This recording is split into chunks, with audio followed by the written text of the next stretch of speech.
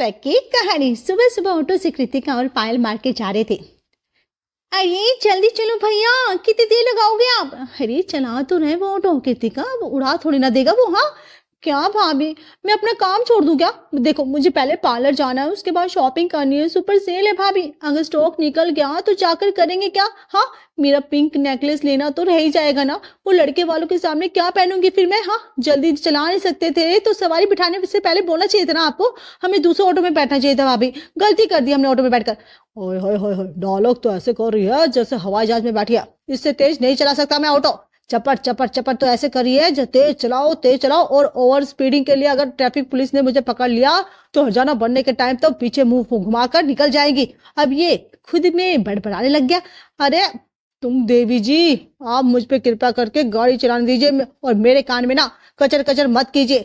छोड़िए, मैं आपको ना यहीं छोड़ देता हूँ। 50 हुए आपके। ये क्या 2 क्लिक क्रॉस करने के 50? जिस हिसाब से आप बोल रही थी ना उस हिसाब से तो 150 लेना बनता था। भगवान जाने कौन से लोग आपको देखने आ रहे हैं। अब तो मैं तेरे ऑटो से नहीं उतरूंगी, अब तू ही पहुंचाएगा मुझे पार्लर। बस पूरे रास्ते कर कृतिका ऑटो वाले के कान में राग छेड़ती रहती है। किसी तरह वह कृतिका और पायल को पार्लर के गेट पे पहुंचाते रहता है। पहुंच तो गए हम, अब उतर जा। कैसे उतर जाऊं भाभी? सामने देखो ना कुत्ता। अरे तो उस कुत्ते की चैन उसके मालिक के हाथ में है ना, फिर भी उसने काट लिया तो, और लड़के वाले देखने आने वाले हैं और ऐसे में बीमार नहीं पड़ना भाभी। तो कुत्ता, ये लोग ना कुत्ते को परिवार के मेंबर की तरह बोलकर ना लेकर निकलते हैं। मुझे समझ में नहीं आता कृतिका की बात इत्तेफाक से उस डॉगी की ओनर सुन लेती है। स्टूपिड लेडी, कुत्ता किसे बोला तुमने? हाँ ये कुत्ता नहीं है, ये मेरा बेबी है। समझ में आई बात? तुम्हारी बात सुनकर जी करता है अपने टफी से तुम्हें कटवा दूंगी। हाँ फिर तुम्हें और मेरे टफी में कोई फर्क नहीं रह जाएगा, समझी? ये कहकर नैन्सी अपने कुत्ते को लेकर आगे बढ़ जाती है। पता नहीं आज किसका मुंह देखकर निकले थे हम, एक के बाद एक छापा होया ही जा रहा है। वही तो भाभी, मैं तो ऐसे घर में कभी शादी नहीं करूंगी जिसमें कोई जानवर हो। वैसे मेरा होने वाला पति सुंदर तो होगा ना भाभी? अरे बस बहन बस, दुनिया में पहली लड़की देख रही हूँ मैं जो खुद की शादी को लेकर इतना इंटरेस्टेड है। हाँ अभी शादी पक्की हुई, तेरी लड़की वाले तुझे बस देखने आ रहे हैं। जहाँ लड़कियां कॉलेज की बात या तो जॉब करने में इंटरेस्टेड होती थी या मी टाइम चाहती थी, वहाँ कृतिका के लिए कॉलेज पास करना भी एक जुर्म से ज्यादा कुछ नहीं था। उसका सपना तो बचपन से बस शादी करना था। लड़के वालों से मिलने के लिए Kritika pedicure, manicure, facial, threading, bleach जो हो सकता था वह सब कुछ करवा लेती है और अच्छी खासी शॉपिंग करने के बाद अपने घर लौटती है।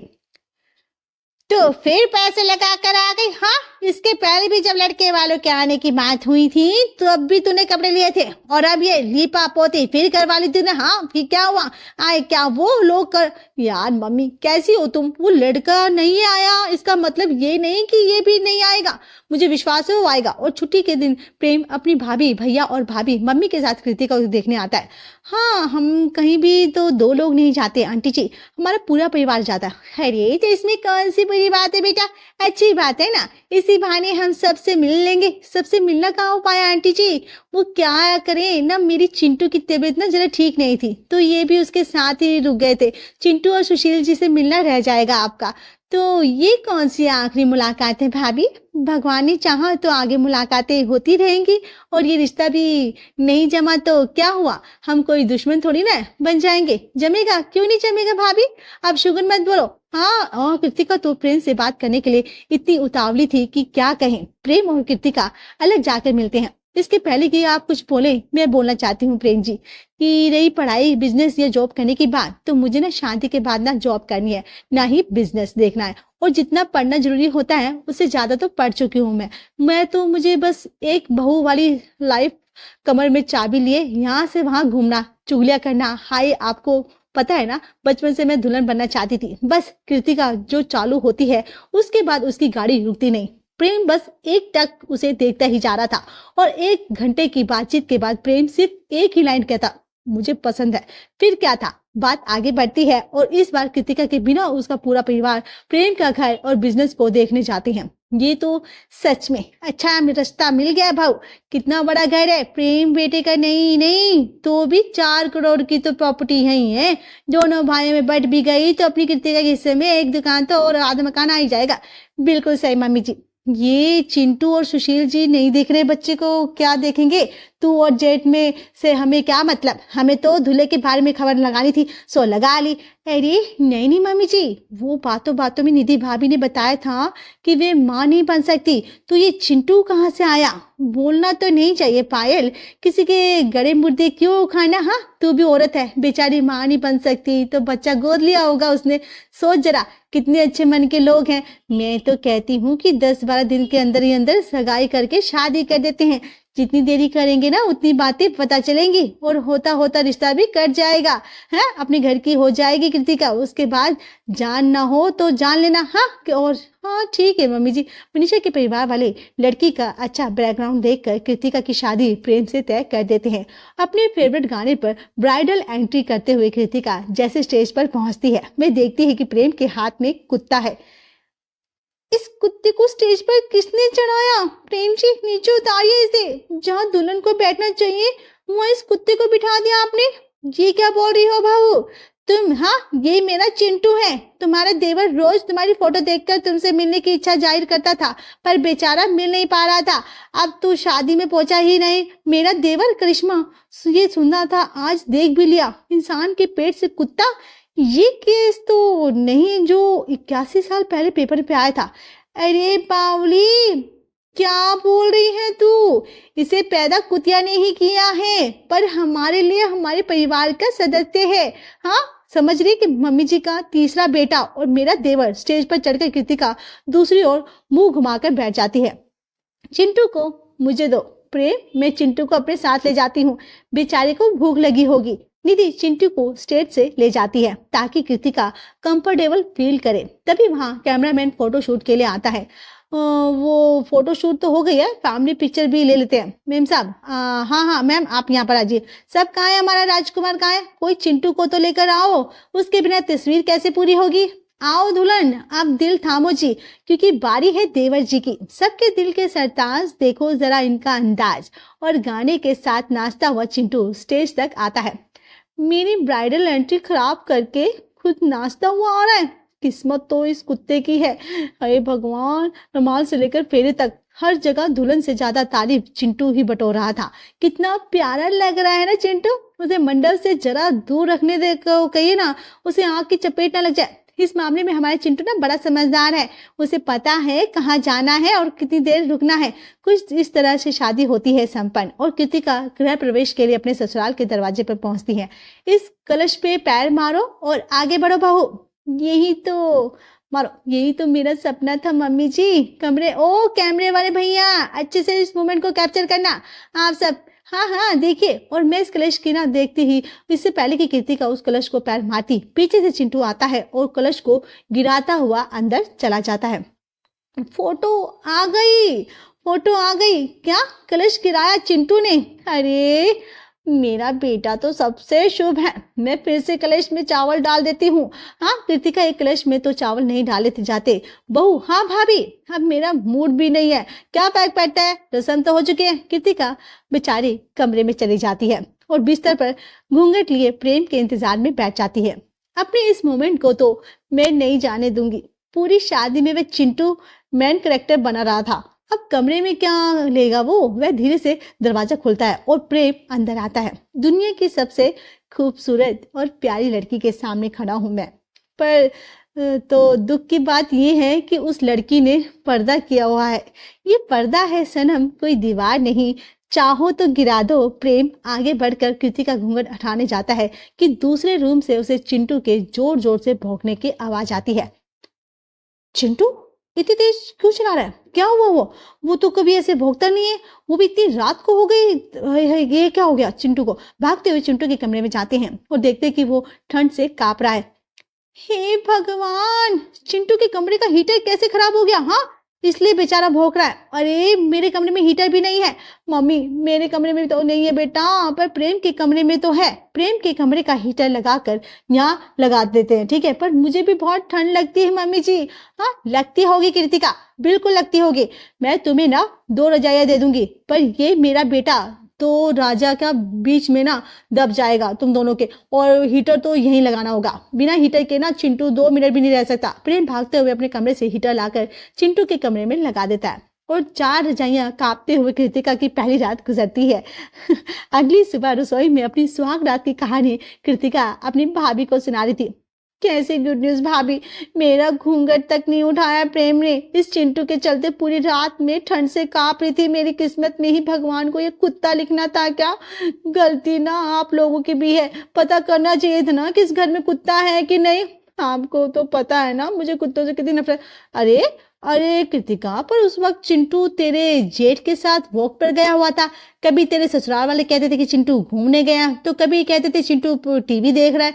अरे तो कैसे पता चलेगा कि चिंटू कोई कुत्ता है? हाँ, शादी की कार्ड भी इन्होंने नीचे लिख दिया था, चाची जल्दी जल्दी आओ, चिंटू को तुम्हारा इंतजार है। अब हमें तो पढ़कर यही लगेगा ना चिंटू कोई बच्चा है। बच्चा नहीं, ये जच्चा है। जच्चा भी मैं इसे ठीक करके रहूंगी। इस घर की नई बहू हूँ और मैं और बहू बनने का मेरा शौक कोई भी मुझसे नहीं छीन सकता। अपने ससुराल वालों के लिए पहली रसोई बनाकर कृतिका सभी को परोसती है खाना। खाना तो बहुत अच्छा बनाया बहू ने, तुमने मानना पड़ेगा, काफी मेहनत की है तुमने ये खाना बनाने में। हाँ, सकी तारीफ करते हुए बहू के हाथ में कुछ रखो तो। देखो बहू, तेरे ससुराल में ना बड़े कंजूस लोग रहते हैं, तो मुंह खोल कर मांग लो। हाँ, महेश अपनी उंगली से अंगूठी निकाल कर अपनी बहू के हाथ में रख देता है। इसे ही तो ससुराल कहते हैं। मम्मी जी, बड़ा अच्छा लगा मुझे। मैं कुछ और लेकर आऊं? फिलहाल तो मुझे मेरी बीवी चाहिए। मेरी बगल वाली चेयर पर बना दिया ना खाना। चलो हम अब खुद सर्व कर लेंगे, यहाँ बैठो। अरे मेरे पति देव, सिर्फ पत्नी नहीं हूँ, अब मैं इस घर की बहू भी हूँ। आज तक बेचारी भाभी सभी को खाना खिला रही थी, आज भाभी बैठेगी और मैं सर्व करूंगी। कृतिका बड़ी खुश हो जाती है क्योंकि उसके ससुराल में आज सिर्फ उसी की बातें हो रही थी। सभी को खाना खिलाने के बाद कृतिका जैसे ही खाना लेकर बैठती है, चिंटू अपने कमरे से आवाज देना शुरू करता है और भागती हुई पाया कृतिका के पास जाती है। ये निधि कहाँ चली गई? कितनी बार बोला है मैंने, चिंटू के खाने के वक्त कोई दूसरा काम नहीं करेगा। एक काम कर कृतिका, तू अपना खाना छोड़, पहले जाकर ना चिंटू को खाना खिला दे। बेचारा भूखे से ना दिल बिला रहा है। अब अपना खाना छोड़कर कुत्ते को खाना खिलाऊं? उससे अच्छा मैं सभी के साथ बैठकर ही खाना खा लेती। पर मुझे भी ना अच्छी बहू बनना था। अब अपने ससुराल में कृतिका को वो इम्पोर्टेंट मिल ही नहीं रही थी जिस इम्पोर्टेंट की वो चाहती थी, जिसके कारण वो बड़ी चिड़ी सी रहने लगी थी, खास करके चिंटू से। इसलिए आज वो चिंटू के लिए मसालेदार खाना बनाती है। मसाले से नफरत है ना चिंटू को जी को, तो आज आप मसाले का ही खाना बनाएंगी और देखती हूँ कैसे नहीं खाएगा और किसी से कुछ भी कह नहीं पाएंगे। क्योंकि सभी जो जा रहे हैं सुषमा आंटी जी के बेटे के फंक्शन में और चिंटू जी रहेंगे हमारे पास। सभी जैसे ही सुषमा के घर के फंक्शन के लिए निकलते हैं, कृतिका लेकर आती है मसाले का खाना और चिंटू के सामने रख देती है। भौ भौ करके, भौ भौ के बच्चे, आज तेरे भाव भाव ना कोई सुनने के लिए नहीं है, यहाँ पर कोई नहीं सुनेगा तेरा, और यही खाना खाना पड़ेगा तुझे। रोज बीच में खाने से उठवा देता है ना मुझे। हाँ, आज देखती हूँ, बड़ी किस्मत लेकर आया ना तू। खुद अकेले ही कमरे में सोता है और मुझे अपना कमरा अपने पति के साथ शेयर करना पड़ता है। हाँ, मेरा हीटर भी ले आया, नाच पिटे। कृतिका चिंटू के सामने खाना रखकर जैसे ही किचन बंद करके जाती है अपने, चिंटू बिस्तर के नीचे रखी बैल को बचा देता है और 2 ही मिनट में सभी वापस घर आ जाते हैं। मेरे लाल, तू ठीक तो है ना? तूने बैल क्यों बजाई? हाँ बेटा, कोई इमरजेंसी है क्या? हाँ, आप सिर्फ या मम्मी जी, आप तो सुषमा आंटी के फंक्शन के लिए निकले थे ना? हाँ निकले थे, पर वो क्या है ना, हमें चिंटू को एक बैल दे रखी है कि कभी भी उसे किसी चीज से खतरा महसूस हो तो वह बैल बजा दे। और उस बैल का सिग्नल हम सबके फोन में, तो जैसे ही चिंटू ने बैल बजाई हमें पता चल गया कि वह खतरे में है, इसलिए हम यहाँ दौड़े दौड़े चले आ गए। कृतिका अपना सर पीट लेती है और वह मान लेती है कि भाई उसके घर में एक स्तन है। अब चिंटू का कृतिका को परेशान करना और कृतिका का चिढ़ना हर रोज चलता रहता था, मानो वह सच में देवर भाभी हो।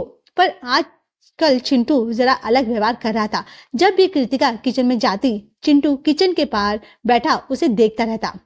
क्या बात है कृतिका, आजकल चिंटू तुम्हारा बड़ा ध्यान रखता है, जहाँ तुम जाती हो वहीं तुम्हारे पीछे पीछे जाता है। हाँ, जानबूझकर भाभी कि अचानक मेरे सामने आकर मुझे डरा दे और मैं गिर जाऊं। क्यों चिंटू, मेरी हड्डियों को टूटा हुआ देखना चाहते हैं ना? हाँ तो हाँ, कुछ ही दिनों बाद कृतिका बाहर मूवी जाने की प्लानिंग करती है। ये बड़ा सही आइडिया है, चलते हैं सभी मूवी, इसी बहाने ना मुझे जरा दूसरी हवा मिलेगी, वरना दिन भर बिस्तर पर चिंटू के बाल ही मेरे नाकों के अंदर जाते रहते हैं। सभी मूवी के लिए निकल रहे थे कि चिंटू जाकर ड्राइविंग सीट पर पट से बैठ जाता है और सभी के जाने के प्लान का कैंसिल कर देता है। और बस मम्मी जी, अब हद हो गई, बहुत बर्दाश्त कर लिया मैंने। इस लड़के को दिन भर मेरे आगे पीछे घूमता रहता है, जरा चैन की सांस भी नहीं लेने देता मुझे। मैं फोन देखती हूँ तो फोन मेरे हाथ से गिरा देता है। आज जब हम बाहर जाने वाले थे तो इसने जानबूझकर मेरी सीट पर पोटी कर दी थी, है ना। इतनी जब भी तो हमारी सारे प्लान कैंसिल हो गया मूवी देखने, इतनी क्या दुश्मनी है मुझे समझ नहीं आता। लोगों को चिंटू से प्यार करती है तो चिंटू यहीं रहेगा, मैं अपने मायके जा रही हूँ। ये कहकर गुस्से से कृतिका मुड़ती है कि उसका पैर मुड़ जाता है कि चिंटू कृतिका के आगे आ जाता है और उसे गिरने से बचा लेता है। तूने बचाया मुझे चिंटू। और इस दिन के बाद से कृतिका का नजरिया चिंटू की तरफ बदल जाता है। मैं नोटिस करती है कि चिंटू बार बार उसके पैर को छूता रहता था। मुझे आपसे एक बात शेयर करनी थी भाभी, मतलब मैं देख रही हूँ कि कुछ दिन से मैं बड़ी चिड़चिड़ी सी हो गई हूँ, मुझे सिर्फ लड़ने का मन करता है। उस दिन कैसे मैंने घर जाने की बात कर दी, मुझे लगता है मानो कोई अंदर से मुझे प्रेशराइज कर रहा हो। तुम्हारे पीरियड्स तो ठीक हो रहे हैं ना, तो महीने से ऊपर तो नहीं? अरे पगली, हाँ हाँ ये, अरे क्योंकि तेरे अंदर एक और जान है। प्रेगनेंसी में औरतों का बिहेवियर चेंज हो जाता है, तो एक बार टेस्ट करवा ले। कृतिका टेस्ट करवाती है और उसे पता चलता है कि वह प्रेग्नेंट है। चिंटू, तुझे पता था ना कि मैं प्रेग्नेंट हूँ, इसलिए तू मुझे फोन की स्क्रीन ज्यादा देखने नहीं देता था ताकि मेरे बच्चे पे गलत असर ना हो।